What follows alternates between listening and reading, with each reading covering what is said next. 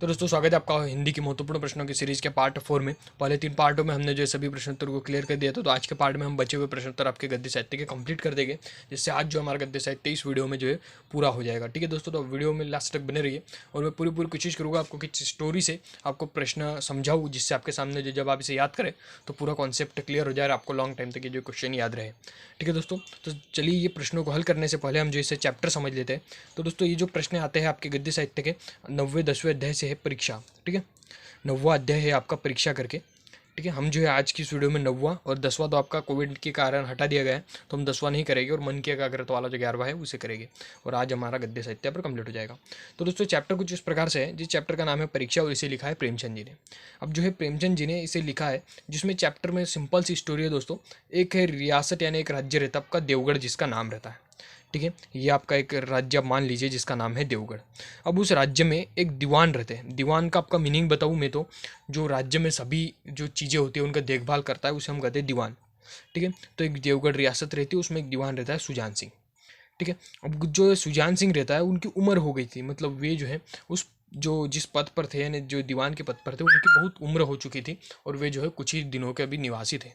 ठीक है, तो देवगढ़ रियासत के जो राजा थे, ठीक है, वो सुजान सिंह जी से कहते हैं दीवान जी से कि भाई आपकी अभी उम्र हो चुकी है, तो आप अपना पद छोड़ दीजिए और अपना पद किसी एक योग्य व्यक्ति को दीजिए आपके अनुसार। ठीक है, मतलब कहानी में अब तक क्या हुआ दोस्तों, देवगढ़ एक रियासत है, वहाँ पर एक दीवान है सुजान सिंह। तो जो राजा, जो देवगढ़ रियासत के जो राजा है, वो सुजान सिंह जी को कहते हैं कि आपका जो दीवान का पद है वो भी आपकी उम्र हो चुकी है, तो आप उसे छोड़ दीजिए और किसी दूसरे व्यक्ति को जो है इसे दीजिए। ठीक है, इतना कॉन्सेप्ट है दोस्तों। अब इसके बाद में जो सुजान सिंह क्या करते हैं दोस्तों, एक परीक्षा रखते हैं। ठीक है, अब सुजान सिंह जी को कहा है राजा ने कि भाई आप जो है दूसरा दीवान ढूंढिए। तो वो क्या करते हैं, सबसे पहले पत्रिकाओं में, या हम लिख सकते हैं, ठीक है, पत्र या अखबार। ठीक है, पत्र या अखबार में क्या जैसे इश्तिहार छपवाते हैं कि भाई किसी को भी अगर नौकरी चाहिए, दीवान है का पद खाली है, वो सब आ जाए। ठीक है, अब जो बहुत सारे लोग आ जाते हैं तब उनसे क्या करते हैं, वो हॉकी का मैच खेलने को कहते हैं। ठीक है, जितने भी लोग जमा हुए 1 10 10 15 20, तो उनको वो बोलते हैं कि आप सब हॉकी का मैच खेलिए, जो सबसे अच्छा मैच खेलेगा उसे जो है हम देवगढ़ की रियासत का दीवान जो घोषित कर देंगे। अब वे जो सभी लोग जो हॉकी का मैच खेलते हैं, अब मैच खेलते खेलते यहाँ पर आता है दोस्तों कहानी में ट्विस्ट, काफ़ी अच्छे प्रकार से समझिएगा।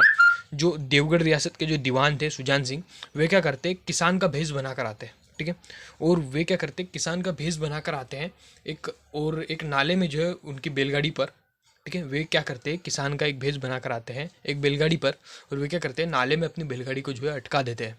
ठीक है, बैलगाड़ी के ऊपर काफ़ी मात्रा में जो है अनाज लदा हुआ रहता है गेहूं का, और वे जो है ऊपर से बारिश भी हो रही रहती है, और वे जो अपनी बैलगाड़ी को एक नाले में जो अटका देते हैं, और वे जो है एक लाचार किसान की तरह जो उसे धकेलने की कोशिश करते हैं। ठीक है, तो कहानी में आप सभी को क्लियर है अब तक क्या हुआ। जो देवगढ़ एक रियासत है जिसके दीवान है सुजान सिंह, वे जो है पत्रों में इश्तिहार छपवाते हैं उनके जो है दीवान पद के लिए। ठीक है, फिर बहुत सारे लोग आते हैं उन्हें हॉकी खेलने के लिए कहते हैं, और खुद जो है किसान का भेष बनाकर, नकली भेष बनाकर जो है एक गाड़ी बैलगाड़ी लेकर आते हैं और उस पर जो अनाज लदा रहता है, और उसे जो है नाले में वे जो है आते हैं धक्का मारते मारते। ठीक है, अब दोस्तों ये जो लोग हैं जब इनका हॉकी खेलना हो जाता है तब ये क्या करते हैं, ये रास्ते से चले जा रहे रहते सभी लोग। ठीक है, अब यहाँ पर जो है ये नाला रहता है।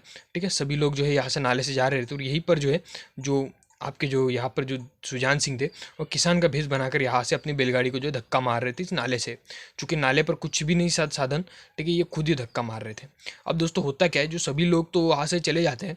ठीक है, सभी लोगों किसान को देखते हैं, लेकिन कोई भी जो उनकी मदद नहीं करता। तो उसी में से एक व्यक्ति निकल कर आता है जिसका नाम है पंडित जानकीनाथ जी। ठीक है, पंडित जानकीनाथ नाम का एक व्यक्ति रहता है। तो वो क्या करता है दोस्तों, इनकी मदद करता है। ठीक है, मैं नाम लिख देता हूँ यहाँ पर, पंडित जानकीनाथ, जिसके आपको हमने क्लियर हो जाए। वे क्या करता है, इन किसान की जो है यहाँ पर मदद करता है। तो जो वो किसान की मदद करता है तो सुजान सिंह जो है उसको दीवान घोषित कर देते। इस प्रकार की स्टोरी दोस्तों, अगर आपको नहीं समझ में आई तो चलिए कोई दिक्कत नहीं। काफ़ी लॉन्ग टर्म स्टोरी में मैंने पूरी कोशिश की आपको अच्छे से और शॉर्ट टर्म समझाने की। ठीक है, चलिए हमारा यहाँ पर प्रश्न बनता है, सुजान सिंह कौन थे। अब मैंने आपको बताया था कि एक रियासत थी देवगढ़, वहाँ के दीवान थे सुजान सिंह। तो सुजान सिंह कौन थे, देवगढ़ रियासत के दीवान थे। अगला आपका, देश के प्रसिद्ध पत्रों में विज्ञापन क्यों निकाला गया था। तो मैंने आपको यहाँ पर बताया था सुजान सिंह जो थे बूढ़े हो चुके थे, और वे जो राजा ने उनसे कहा था कि आप दूसरा दीवान के लिए ढूंढिए। तो उन्होंने क्या किया था, पत्र और अखबारों में जो इश्तिहार निकाला था दीवान ढूंढने के लिए। ठीक है। देश के प्रसिद्ध पत्रों में विज्ञापन देवगढ़ रियासत का दीवान ढूंढने के लिए निकाला गया था। ठीक है दोस्तों, अगला आपका तीसरा प्रश्न है कि जो रियासत देवगढ़ में जो आए हुए जो उम्मीदवार ने कौन सा खेल खेलने की योजना बनाई थी। तो दोस्तों उन्होंने कौन सा खेल खेला, तो दोस्तों हॉकी खेल खेला था। ठीक है, तो यहाँ पर आपका कौन सा खेल लग जाएगा, हॉकी खेल खेला था। अगला है किसान की गाड़ी कहाँ फंस गई थी। तो मैंने आपको यहाँ पर जो एक रास्ते के माध्यम से बताया था, ये जो आपका रास्ता है यहाँ पर नाला है, तो यहाँ पर जो किसान की गाड़ी जो है यहाँ पर फंस जाती है। किसान कौन थे आपके दोस्तों, देवजुजान सिंह थे। ठीक है, तो नाले में सॉरी गाड़ी नाले के कीचड़ में फंस गई थी। ठीक है, आप नाला लिखे, नाले के कीचड़ में लिखे, दोनों आप लिख सकते हैं। अगला, अच्छा तो तुम गाड़ी पर जाकर साधो और मैं पहिया धकेलता हूँ। ठीक है, इसकी ये जो आपके चैप्टर से लिया गया है, एक पंक्ति ली गई है। तो ये जो पंडित जानकी नाथ जी जो कि नवयुवक थे, उन्होंने जो है किससे कहा था, जो बेल साधो मतलब जो किसान थे उनसे कहा था। अगला आपका गाड़ी पर किसान के वेश में कौन था। तो ये तो सभी आप सभी को मैंने कहानी में बताया, सुजान सिंह थे। तो यहाँ पर दोस्तों ये जो चैप्टर है आपके महत्वपूर्ण प्रश्न यहीं पर समाप्त होते हैं इस चैप्टर के। चलिए हम नेक्स्ट चैप्टर देखते हैं आपका। ठीक है दोस्तों, ये है आपके नेक्स्ट चैप्टर के क्वेश्चन आंसर। तो चलिए हम ये चैप्टर समझते हैं। चैप्टर का नाम है दोस्तों मन की एकाग्रता। ठीक है, चैप्टर के नाम से आपको क्लियर होता है कि भाई मन को एकाग्र करने के लिए यहाँ पर ये जो चैप्टर हमें बताया गया है।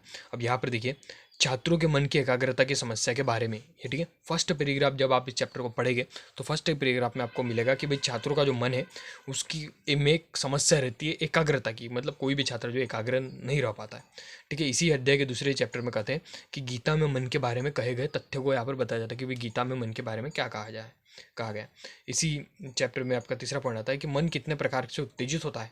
ठीक है, पहले जो ये चैप्टर जब आप पढ़ेंगे तो पहले पैराग्राफ में आपका सार बता रहा हूँ मैं कि पहले पैराग्राफ में आपको दिया रहेगा छात्रों के मन की एकाग्रता के बारे में, समस्या के बारे में। दूसरा दिया रहेगा गीता में मन के बारे में जो तथ्य कहे गए वो दिया रहेगा। तीसरे में मन के कितने प्रकार से उत्तेजित होता है वो बताया जाएगा। और ठीक है, तो कितने प्रकार से उत्तेजित होता है, बाह्य विषय और आंतरिक वासनाओं पर, आंतरिक विषयों पर। आप ऐसा लिख सकते हैं, वासनाएं लिखे, दोनों सही रहेगा आपका।